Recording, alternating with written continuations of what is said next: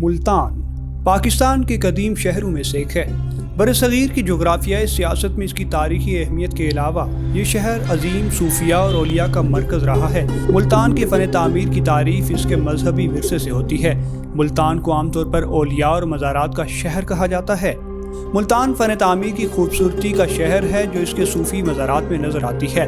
अगर बात करें मज़ार हज़रत शाह रुकन आलम, वो एक सूफ़ी बुजुर्ग थे और उनका मकबरा मुग़ल फ़न तामीर के अंदाज में 1320 से 1324 ईस्वी के दरमियान तामीर किया गया था। मज़ार हज़रत बहाउद्दीन ज़करिया, इनका मज़ार 13वीं सदी में बनाया गया और इसे पंजाब के सबसे मुअज़्ज़ज़ मज़ारात के तौर पर जाना जाता है। मज़ार शाह शम्स तबरेज़, इन्हें रूमी के नाम से भी जाना जाता है। इनका मकबरा मुल्तान में है और अब इसे यूनेस्को के आलमी सकाफती विरसे में नामजद किया गया है।